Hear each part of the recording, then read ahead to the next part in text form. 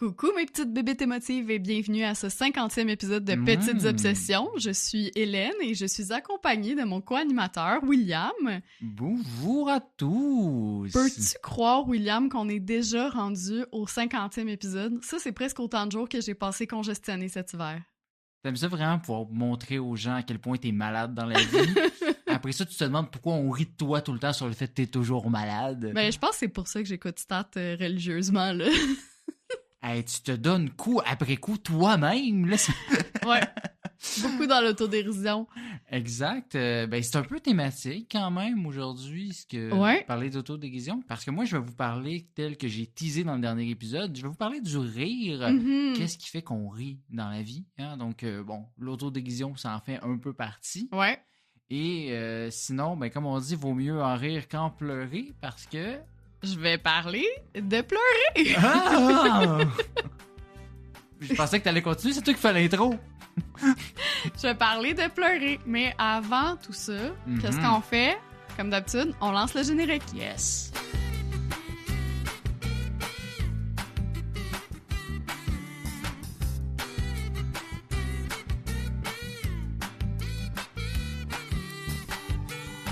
Donc, aujourd'hui, Hélène, tel que j'ai dit en intro et dans le dernier épisode, en tout cas, j'ai dit plusieurs fois... Arrête de te répéter, là. OK, c'est correct. J'ai eu envie de te parler de mon sujet d'expérience de secondaire 3, fait que finalement, je me répète effectivement. C'est-à-dire le rire, parce que oui, déjà à 14 ans, je passais mon temps à écrire des textes de vulgarisation et ce, sans que ce soit obligatoire. J'adore ça. T'étais tellement nerd. Ouais, puis c'est pas pour me vanter, là, mais les profs m'ont dit qu'on était les premiers à choisir ce sujet-là à mon école. Puis après ça, les 2 années d'après, il y a d'autres gens qui l'ont repris. Fait que j'étais un petit influenceur chez les nerds de Berthierville. Suivant ce rire, parlons du rire, chose qu'on fait tous les jours, du moins je vous le souhaite. Mais pourquoi est-ce que les humains rient au juste et quels sont les bénéfices pour le corps de tout ça, hein, surtout? Oui, parce qu'on dit qu'il faut rire 20 minutes par jour, là, apparemment. Je sais pas si c'est marketing ou... Ben, c'est comme le sport, hein, tu sais, tout le monde a chacun son chiffre, mais c'est important de rire définitivement et on va démystifier tout ça aujourd'hui et par le fait même essayer de faire ça de manière rigolote parce que ce serait bien le bout de parler de ça sur un ton super triste et monotone. Ouais, fait que les 20 premières minutes, vous allez rire, puis les 20 dernières, vous allez pleurer avec moi. C'est ça, donc la tristesse et les larmes... Non, vous allez rire dans ma partie aussi. OK, parfait. Donc, qu'est-ce qui explique le fait qu'on rit? Je vous avertis en commençant, en vous disant que c'est une question qui touche à l'évolution et à la psychologie. Fait qu'il y a énormément de théories sur le rire et sur l'humour, mais je pourrais pas vous dire sûr à 100% qu'est-ce qui cause tout ça parce que, on est des bébites compliqués, hein, les humains. Et mon Dieu, mais en... Je vais tout de même tenter aujourd'hui de vous résumer tout ça et que vous sortiez d'ici en vous sentant un peu plus intelligent. Parfait, on aime ça de même. La première théorie veut que le rire soit apparu comme une façon de libérer le stress. Ouais. Imagine qu'on est des chasseurs-cueilleurs, fait qu'on recule vraiment beaucoup, même avant ça, on est des hommes de Cro-Magnon, littéralement. T'es en train de dormir à la belle étoile. Ouais. Tout à coup, t'es réveillé par un bruit dans les buissons. T'as le stress qui monte dans le tapis parce que t'es convaincu qu'il y a un dent de sable qui s'en vient pour te défoncer la carotide. Classique samedi soir pour moi, là. Je peux bon. 100% relate. Exact, mais tu cries, hein, veux pas dans cette situation-là, puis tu te prépares à te battre. Ouais. Sauf que finalement, tu te rends compte que c'est un petit lapin occupé à manger des framboises. Oh! Fait que là, tu peux-tu l'adopter? Là, tu fais de la zoothérapie. On n'est pas encore rendu là à adopter des animaux dans l'histoire. Mais non, ta réaction initiale... Il y avait des mammouths domestiques, là. Oh là là, ça va être long aujourd'hui! Donc, ta réaction initiale, c'est la bonne, hein? C'est-à-dire, on parle d'instinct de survie, mais tu peux descendre d'un cran, finalement, quand c'est le petit lapin. Ouais. Et surtout du fait qu'on n'est pas dans Monty Python, fait que les pauvres lapins, ils sont pas dangereux. En tout cas, référence que tu ne connaîtras pas, mais je voulais la faire. Je commence à être habitué, je te dirais. Fait que là, ta réaction physique à ce moment-là, une fois que tu t'es rendu compte qu'il y avait un lapin, ça va être de souffler un bon coup, hein, premièrement. Mais ça pourrait aussi être de te mettre à rire. Tu sais, des fois, dans une situation comme hey, c'est ridicule. Je suis donc bien niaiseuse d'avoir pensé que... Tu fais les deux un peu. Tu souffles et tu te mets à rire. Puis c'est de là que ça viendrait, le rire en soi, parce que ça viendrait rééquilibrer ton niveau de cortisol dans ton corps. Fait que les premiers shows d'humour, c'était des pranks de Cro-Magnon, dans le fond? Il n'y avait pas de show d'humour à l'époque. On a évolué. Il faut y aller une étape à la fois, Hélène. Là. Suivez-moi. Cette théorie expliquerait aussi pourquoi est-ce qu'on rit quand on se fait chatouiller, d'ailleurs. OK. Parce que le corps reçoit l'autre personne comme un attaquant. Ouais, c'est une menace. Ouais, mais il se rend compte que finalement, c'est du jeu. Fait que ton corps se relaxe, puis il va rire.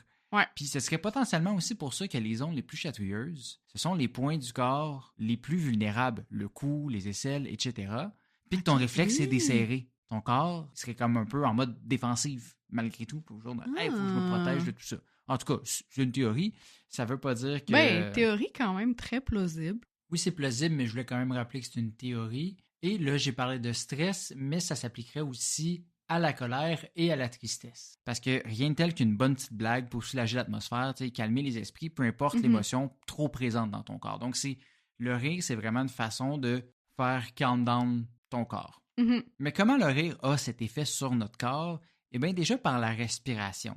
Tout bon prof de yoga va te dire que la clé pour relaxer ton corps passe par une bonne grande inspiration, mais surtout une expiration. Oui, puis en plus, ben, il y a de plus en plus de cours ou thérapies de yoga du rire, là, de ce que j'ai vu. Là. Oui, bien ça, je vais y revenir là, dans quelques minutes, là, très rapidement.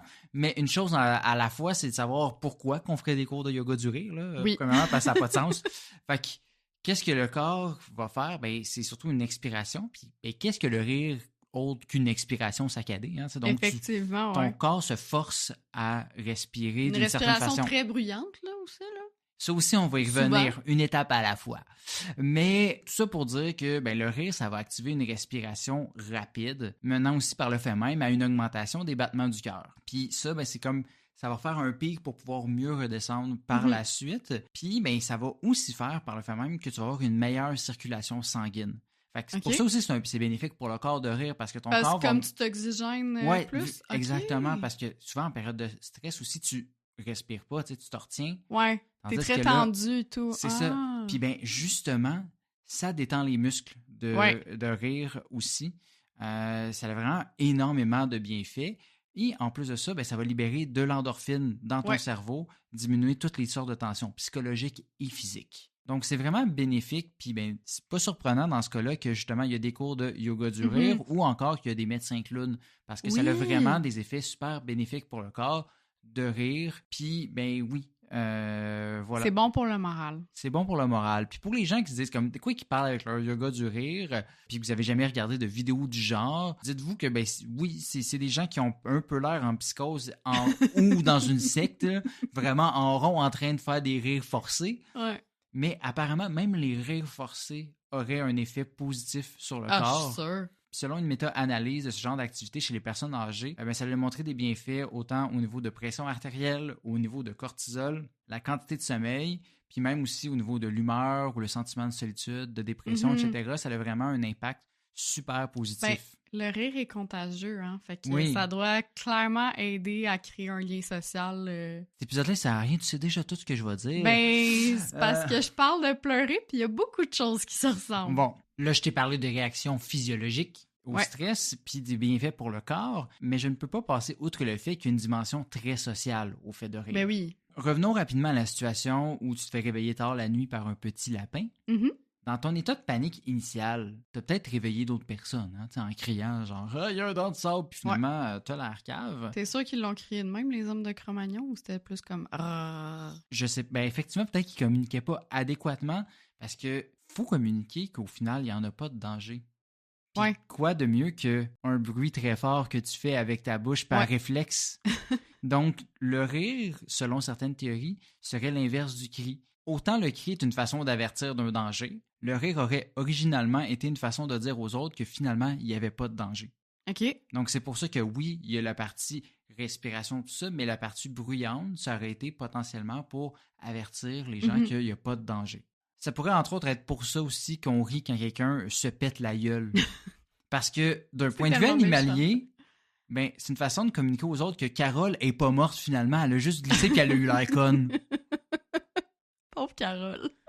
Mais, non, mais tu sais, c'est vrai, c'est une façon de dire... Je comprends ce que tu veux dire. Hey, inquiétez-vous pas, il n'y a pas de stress à avoir puis de panique. Puis là, j'ai parlé de danger externe à l'humain, Mais le rire aurait aussi pu évoluer comme une façon de communiquer aux autres qu'on ne se sent pas en danger lorsqu'on est en leur présence. OK, oui. Un groupe de gens qui rigoleraient ensemble se montrerait donc qu'ils sont en sécurité Ouais. l'un envers l'autre. Parce que justement, si ton corps, le réflexe était ben je ris pour montrer qu'il n'y a pas de danger à l'externe, ben si je ris avec toi, c'est signe que j'ai pas l'impression que tu vas me donner un coup dans la carotide, puis moi non plus. Tu sais, c'est ça, ça montre vraiment qu'ils sont en sécurité, augmentant d'autant plus la dynamique sociale. Pas surprenant aussi que ça allait évoluer de nos jours à ce que des communautés se soient construites autour de choses qu'ils trouvent drôles. Parce que, tu sais, moi, pas sûr j'ai envie de faire confiance à quelqu'un qui a jamais eu de plaisir en écoutant un épisode de Bob l'éponge quand il était jeune. T'sais. Fait que moi, c'est un aspect... psychopathe, ça. c'est un aspect pour gager si on peut être amis ou pas.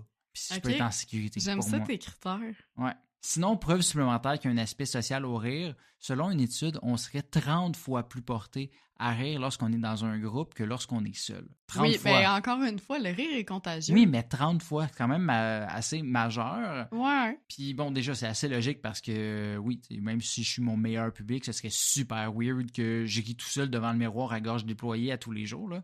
Ben, t'as une drôle de face, Will. Fait que... Oui, mais c'est ça.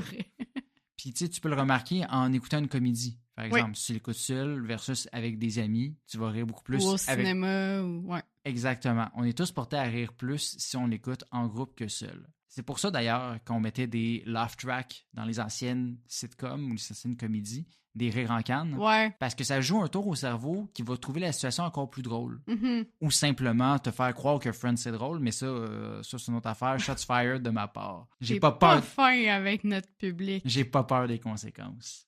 Puis, bien qu'il n'y a pas d'études prouvant que Friends, c'est pas vraiment drôle, pour vrai, il y a des études qui ont testé le fait de montrer des vidéos d'humoristes de qualité médiocre à des gens avec aucun rire de la part de la foule versus les mêmes vidéos, mais avec des rires ajoutés. Les personnes ayant vu la deuxième version ont donné une meilleure note à la performance de ces humoristes-là que ceux qui l'ont écouté m'étonne pas. Sans la traque. Le cerveau, des fois, est un peu con, là, on va se le dire. Non, mais on est mais influencé. En même temps, mais c'est ça, c'est... Comme tu dis, là, c'est l'influence, là. C'est comme un effet... c'est pas placebo, là, le bon mot, là, mais... Non, mais un effet psychologique, tout simplement. Ouais. Puis d'ailleurs, plus les rires étaient spontanés dans la vidéo, plus la note était élevée.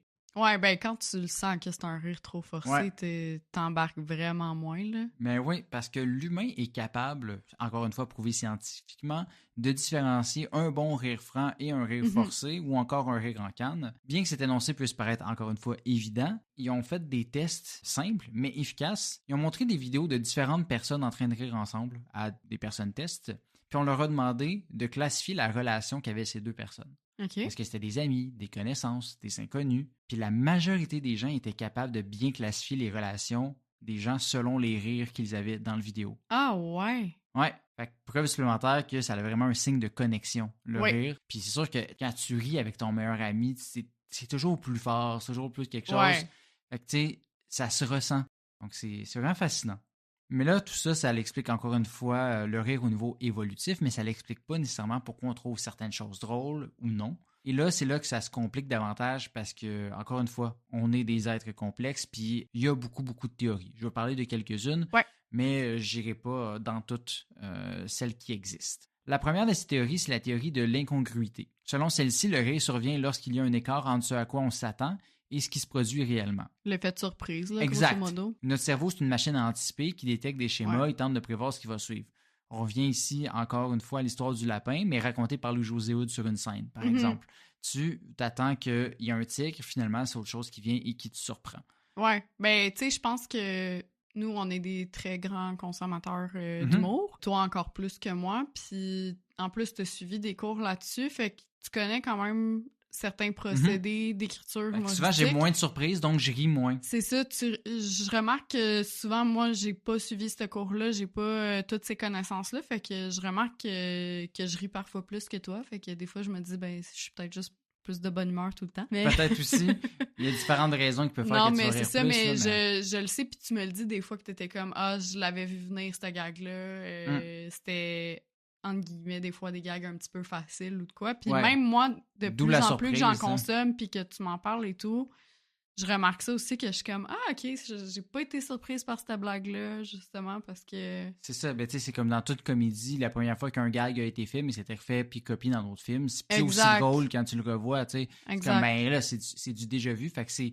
Ton cerveau s'attend à quelque chose, fait que tout ce qui est jeu de mots, situation absurde ou slapstick, parce que c'est ridicule que ça vire de même, c'est les attentes versus la réalité, entre guillemets, qui fait que tu vas rire. À ça s'ajoute aussi la théorie de la violation bénigne. L'humour viendrait de deux choses venant ensemble. Premièrement, qu'il y ait une violation d'une norme sociale, d'une attente ou d'une règle. La règle, elle pourrait être linguistique, sociale, physique. Ouais.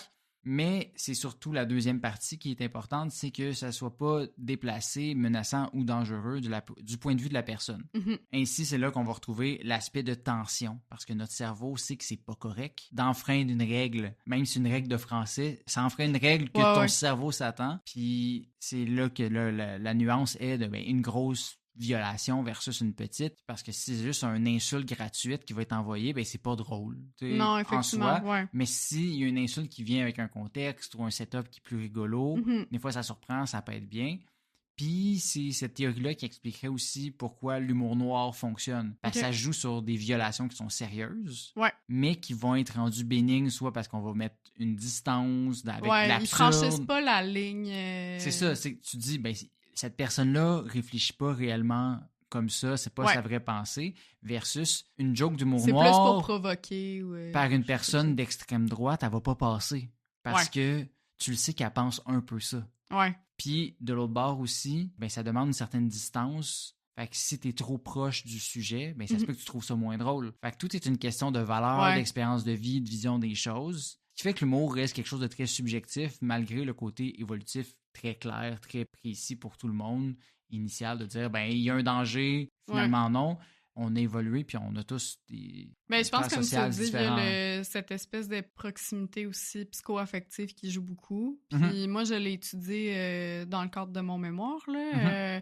Chez des journalistes qui ont couvert des drames à une échelle locale. Puis la plupart du temps, les événements qui les ont le plus marqués, c'était vraiment des événements dans lesquels ils pouvaient se projeter parce que, mettons, c'est un accident d'auto avec une petite famille de 2 enfants, puis tout ça. Puis le journaliste en question, ben, il est comme... Tu sais, c'est parce que j'ai une femme, j'ai 2 enfants, j'ai à peu près l'âge de la personne, des trucs comme ça. C'est ça, c'est les deux côtés de la même pièce. Il y a le côté rire, t'es capable d'en rire, ou capable d'être affecté davantage par une situation. Exactement.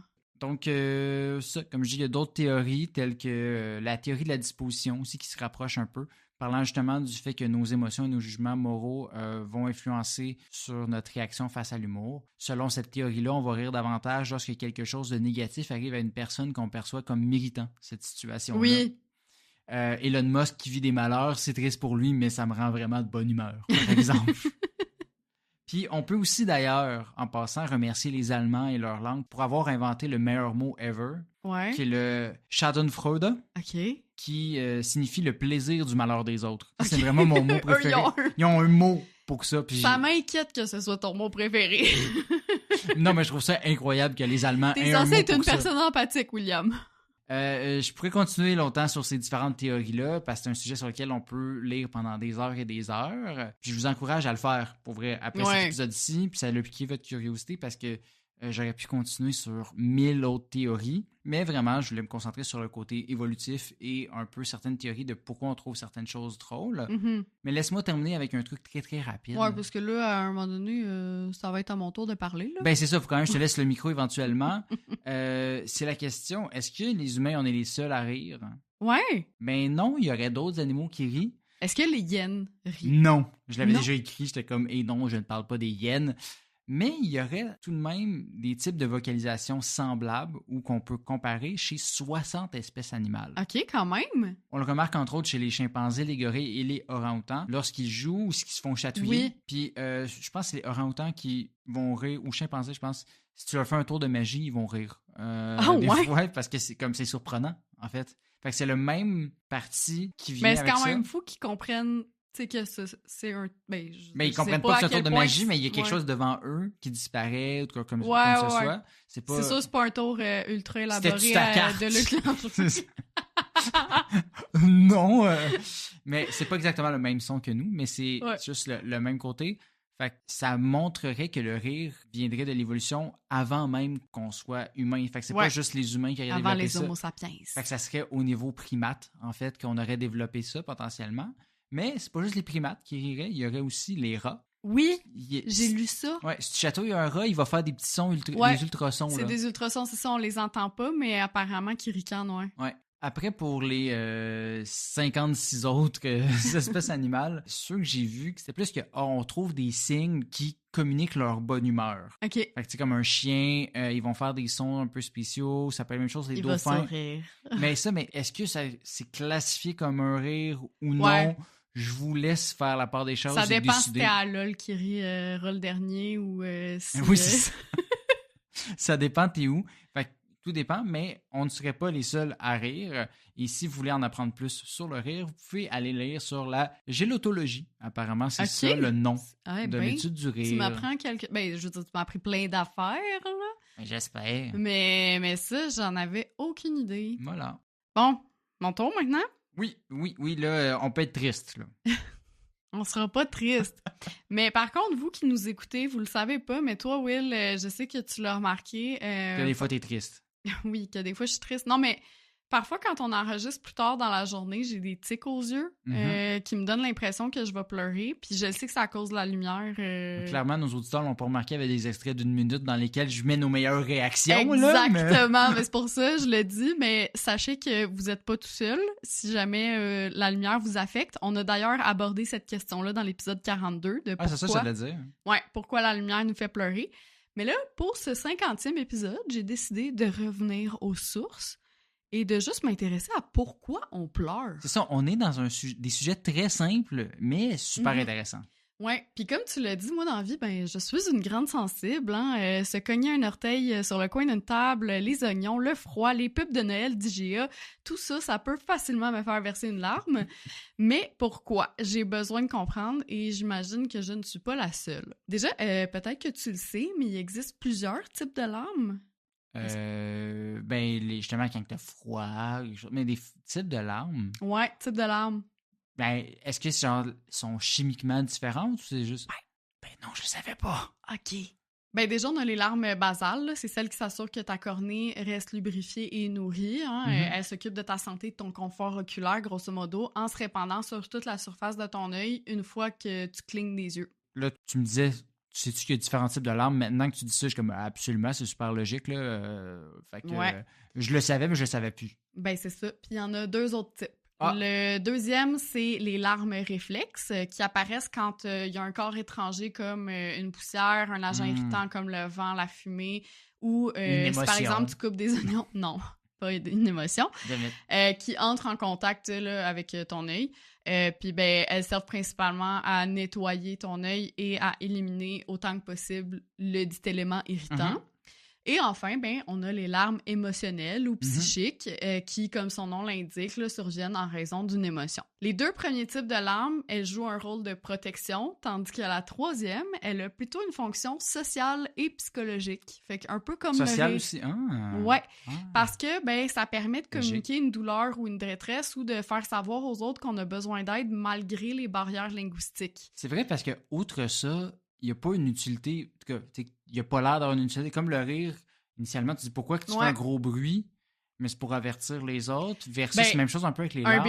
Un bébé, par exemple, c'est son moyen de communiquer. Absolument. C'est pour attirer l'attention, pour dire qu'il y a un inconfort, il y a une douleur. Puis le fait de l'entendre pleurer, ça va instinctivement pousser les parents ou toute autre personne un minimum responsable et empathique à aller prendre soin du bébé. Fait intéressant, la neuroscientifique Naomi Eisenberg a démontré qu'une douleur, qu'elle soit physique ou psychologique, ça fait appel aux mêmes zones du cerveau.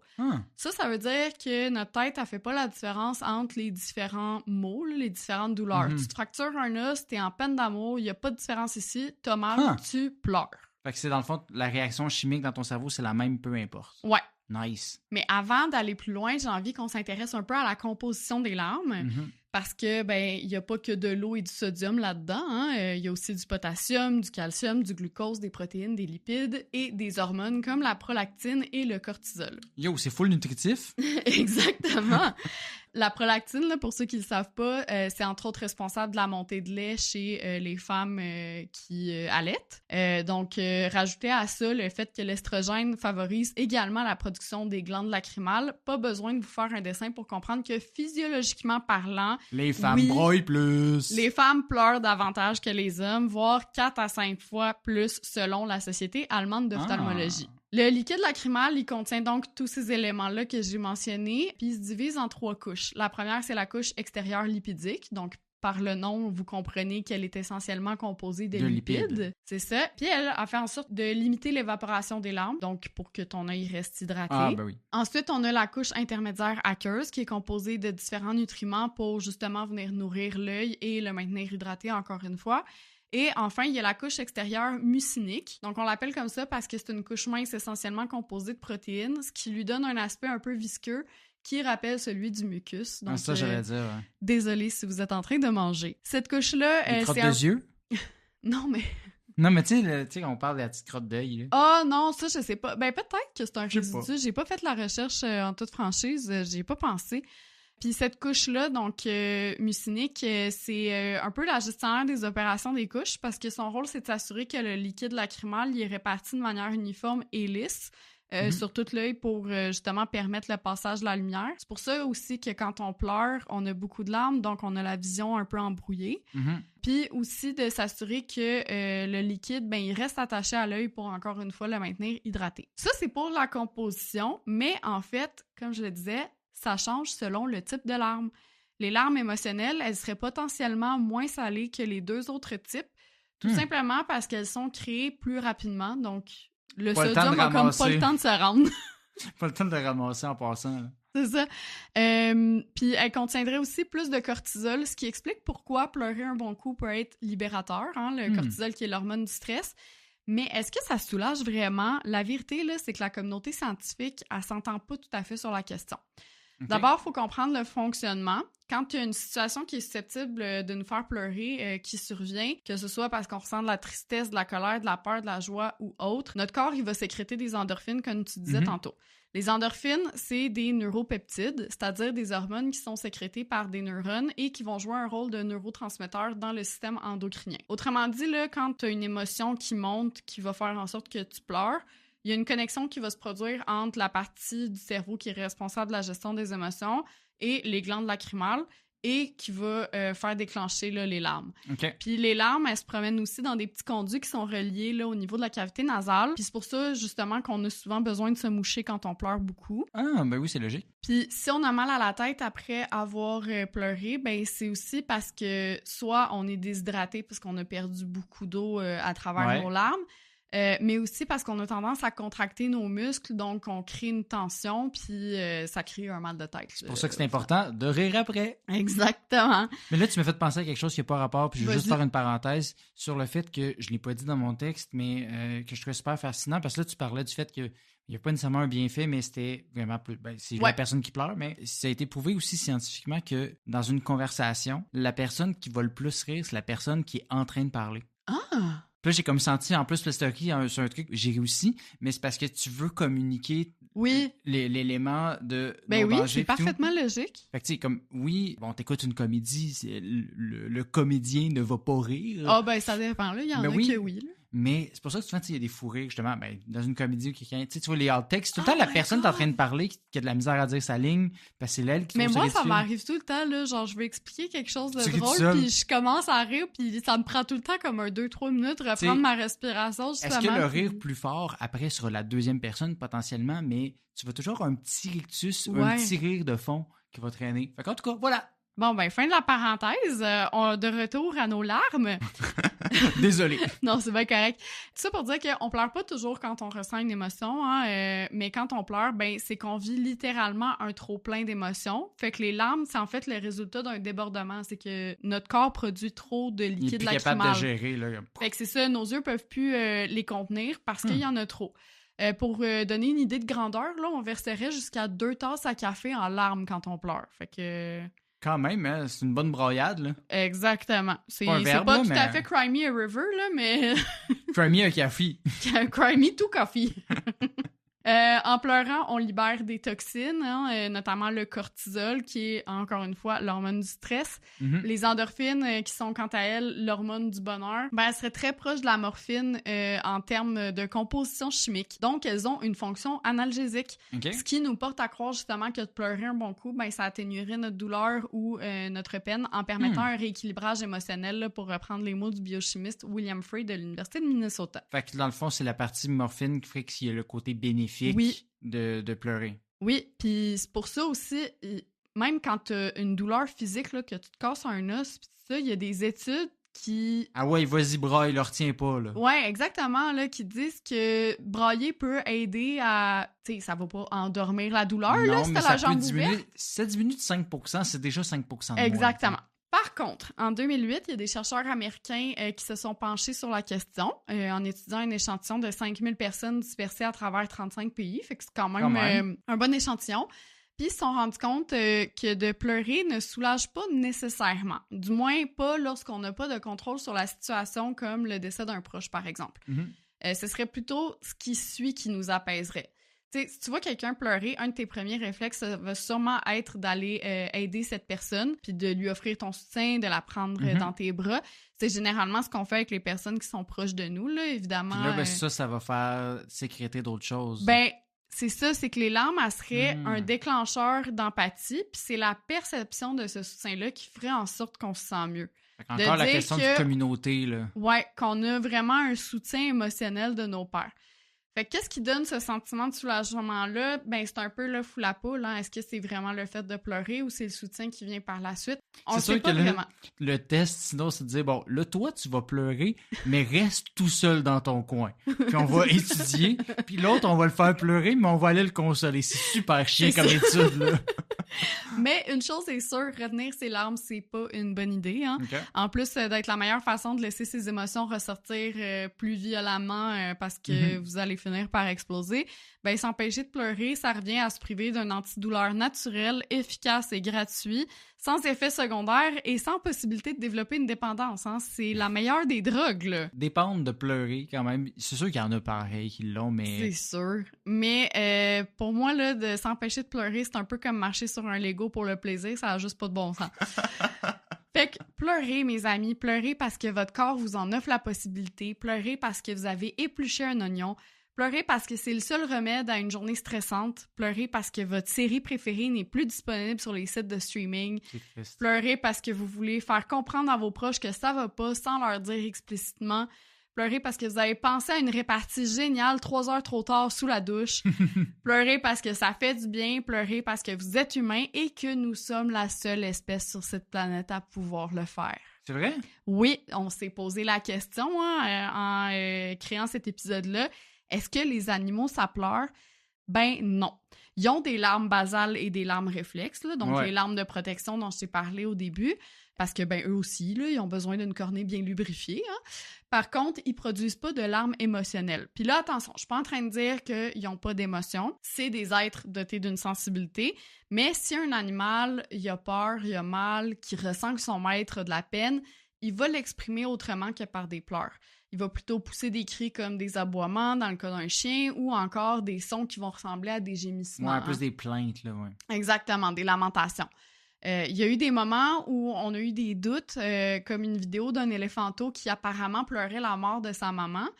Mais ça pourrait être des larmes réflexes, par exemple, pour faire réagir sa mère, un peu, encore une fois, comme les bébés qui pleurent pour envoyer un message. Ouais, c'est quand même pleurer un peu au même niveau que nous. Mais... Ouais, mais est-ce que c'est vraiment parce qu'il se rend compte que sa mère n'est plus en vie? C'est vraiment difficile à dire. Puis tu comprends que la seule façon de le vérifier, c'est de lui demander. Ouais, non, c'est pas de lui demander, c'est de faire des tests pour voir si ce comportement-là, il se reproduit dans d'autres circonstances. Ouais.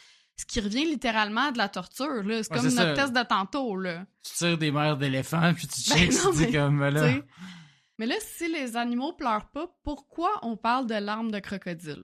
J'ai fait une capsule, extrait TikTok, tu t'en souviens pas? En toute franchise. Mais on en a fait beaucoup, hein. Oui. Fait que... je m'excuse. Je pourrais pas te dire que je m'en souviens à 100%, mais Vas-y, explique-le pour nos auditeurs qui n'auraient pas vu la capsule puis qui veulent pas scroller non plus, là. Fait que, let's go. Ben, est-ce que tu te souviens si un crocodile c'est capable justement de faire preuve d'hypocrisie en simulant un chagrin ou... Non, c'est pas... Ils font pas volontairement pleurer pour avoir l'air d'être triste. Parfait, c'est bon, t'es sur la bonne voie. On parle pas ici de n'importe quelle espèce là, dans cette expression-là. Il s'agirait du crocodile du Nil qui mesure jusqu'à 6 mètres et peut peser 1 tonne. Là. Donc, c'est pas mal un des plus grands reptiles de la planète. Il y a une fable de l'Égypte antique qui raconte que le crocodile du Nil avait développé toute une stratégie. Il faisait semblant de gémir de peine pour attirer ses proies qui s'étaient laissées émouvoir et finissait par tomber dans son piège, en fait. Mais c'est pas tout. Les crocodiles, ils produisent des larmes basales et réflexes, comme les autres animaux. Donc, quand ils ont la tête hors de l'eau pendant longtemps, ben ils peuvent, entre guillemets, pleurer parce qu'ils ont les yeux secs. Donc, c'est une façon de lubrifier leurs yeux. Un peu comme on parlait tantôt, là. Exactement. Puis là où l'hypocrisie entrerait aussi en jeu, et ce que je trouve super intéressant, c'est qu'il y a des chercheurs qui ont découvert que la forme des mâchoires des crocodiles ferait en sorte que la mastication, elle exerce une pression sur les glandes lacrymales, qui sont en quelque sorte sur le même circuit que les glandes salivaires. Fait que ça ferait en sorte qu'il y aurait un débordement de leurs larmes naturelles, là, si on veut. Fait que c'est purement physiologique, là, si des crocodiles pleurent en mangeant, là, c'est pas parce qu'ils sont satisfaits d'avoir capturé leur proie. Ou qu'à l'inverse, ils font semblant d'être tristes de le manger, en disant comme « Oh, je suis très triste d'avoir tué cet animal ». C'est vraiment juste un réflexe, là, comme peut-être c'était le cas aussi pour l'éléphant. Complètement. Finalement, mais j'ai envie de te laisser sur quelques faits sur lesquels je suis tombée à travers mes recherches en rafale. Nos glandes lacrymales produiraient entre 55 et 110 litres de larmes par an. Fait que c'est quand même beaucoup. OK, fait que c'est pas mal plus que 2 tasses, là. Ben, il y en a qui pleurent plus souvent que d'autres, hein? C'est une moyenne. Dans la culture maori néo-zélandaise, quand 2 personnes se sont pas vues depuis longtemps, elles s'assoient ensemble et pleurent. OK. C'est une façon pour elles de célébrer leur retrouvaille, mais aussi de rendre hommage aux personnes qu'elles ont perdues durant justement cette séparation. Donc, les personnes qui sont décédées, par exemple, et qu'elles ne reverront pas. On a tendance aussi à produire moins de larmes basales en vieillissant. On estime que ça baisse de 40% à partir de 65 ans et de 70% à partir de 80 ans. C'est pour ça que les petites gouttes pour les yeux, ça devient important, là. Exactement. La ménopause et l'andropause pourraient avoir un lien étant donné que nos hormones jouent un rôle considérable dans l'activité des glandes lacrymales. Donc, c'est pas de la faute de Carl Fredrickson, le vieux dans là-haut, s'il est grognon. Il est juste en andropause et il souffre de sécheresse oculaire. Ben, il a aussi vécu un drame au début du film. C'est très triste comme film. Ben, parlant de là-haut, justement, c'est normal de pleurer devant un film. Selon Paul Gizak, un chercheur qui a publié une étude dans Psychology Today, lorsqu'il y a une scène émouvante à l'écran, notre taux d'ocytocine augmente dans le sang, ce qu'il va traduire, lui, comme étant le signe biologique de l'empathie. Bref, ça veut juste dire que vous n'êtes pas psychopathe là, si vous pleurez devant des films ou des téléséries. Merci, ça m'a sauvé de pleurer devant le prochain Pixar. J'ai lu dans le magazine Psychologie qu'apparemment, on pleure davantage entre 19h et 22h. On est plus fatigué. Ben c'est ça, je sais pas si c'est parce qu'on est plus fatigué, parce qu'habituellement à cette heure-là, on est chez nous dans un safe space et pas, mettons, au travail, dans un endroit où on va pas être vulnérable. Mais si c'est vrai, je comprends vraiment mieux pourquoi tous les téléromans dramatiques occupent cette plage horaire-là. Charlotte à Stat, Unité 9, District 31, encore, Indéfendable, tout ça. Éventuellement, Will, toi et moi, on va peut-être devenir parents. Spoiler. Bref, dans le cas éventuel où on deviendrait parents, on n'a peut-être... pas d'annonce, là. Non, je suis pas enceinte, là, la gang. Là, calmez-vous. On va continuer le podcast. Encore un bout. Spoiler! Bref, reprenons. Je t'avoue qu'il y a une chose qui me stresse un petit peu, comme beaucoup de gens, j'imagine, c'est de ne pas être capable de décoder les raisons pourquoi mon enfant pleure. Ouais. Tu sais, est-ce que c'est parce qu'il a faim? Est-ce que c'est parce qu'il y a des coliques, etc.? Bref. Eh bien, Paula Albert, une pédiatre de New York, a révélé que lors d'un congrès, il y a une série d'enregistrements de pleurs d'enfants qui ont été soumis à des pédiatres, puis aucun d'entre eux était capable d'identifier si le pleur du bébé, justement, c'était parce qu'il y avait faim, parce qu'il faisait des coliques, parce qu'il y avait besoin d'être changé ou toute autre raison. Fait que si vous êtes des nouveaux parents... Ça devrait être dans les Ig Nobel, là. C'est ça. Si vous êtes des nouveaux parents, rassurez-vous, il y a personne qui comprend réellement ce que bébé veut. Personne comprend fuck all nulle part. Vous êtes pas tout seul. Et c'est là-dessus, sur ce petit moment cocasse, ce petit rire, justement, que j'ai envie de vous laisser. Ben, j'espère que les gens ont eu du plaisir à nous écouter, oui. rigoler et parler de tristesse. Donc, des sujets, comme on a dit, basiques, comme les larmes, mais qui, de base, c'est une... Ouais, exactement. Je suivis un peu. Un petit peu. Fait que j'espère que vous avez eu du plaisir parce que nous, oui. Puis, ben, si vous voulez avoir encore plus de plaisir, ben, vous pouvez vous abonner, nous suivre sur la plateforme d'écoute de votre choix, que ce soit Spotify, YouTube, Apple Podcasts. Et vous pouvez aussi nous suivre sur les réseaux sociaux parce qu'on met des extraits, on vous avertit que l'épisode vient de sortir et on fait même aussi des capsules supplémentaires chaque semaine. Donc, suivez-nous sur Instagram, Facebook, TikTok, Threads, YouTube, name it. On est là, puis on vous attend pour le prochain épisode aussi dans 2 semaines. Bye!